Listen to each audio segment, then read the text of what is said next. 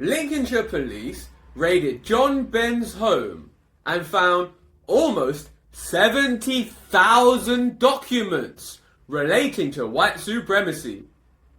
This raid took place on the 7th of January 2020. The police also found the Anarchy Cookbook in John's possession. This book contains instructions for the manufacture of explosives and rudimentary weapons. John Ben was convicted of possessing information likely to be useful to a person committing or preparing for an act of terrorism. On the 31st of August 2021, John was sentenced to 2 years imprisonment, but given a suspended sentence. John Ben would walk free, but with a stipulation that he would have to earn his repentance. John was ordered to read literature from classic English authors and produce reports back to the judge. Is this a joke? John Ben was convicted of terrorism and was sentenced to join a book club. John Ben said he enjoyed Shakespeare more than he did Jane Austen. The judge told John Ben that he avoided prison by the skin of his teeth. These quotes are literally verbatim.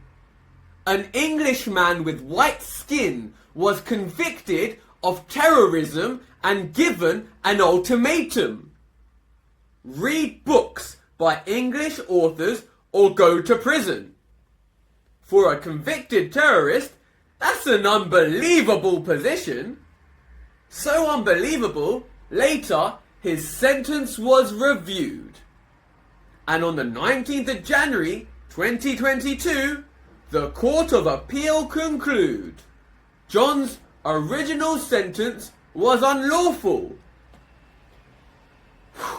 Let's be honest, a 2-year suspended sentence for a convicted terrorist is awful. John Ben, a convicted terrorist, was resentenced. 2 years in prison with a further year on license. 2 years in prison and 1 year on license for a convicted terrorist. English terrorists have white privilege, and Britain has a lot of English terrorists, at least according to government statistics. In the tax year ending March 2021, there were 4,915 referrals made to prevent. 51% were for individuals with mixed or unclear intent. And for the first year ever recorded, referrals for Islamic radicalization descends, representing 22% of referrals made to prevent. Extreme right-wing radicalization represented 25%. And in the tax year ending March 2022, Prevent documented a continuation of that trend. Islamic radicalization accounted for 16% and extreme right-wing radicalization accounted for 20%. We live in a country where unfortunately terrorism thrives.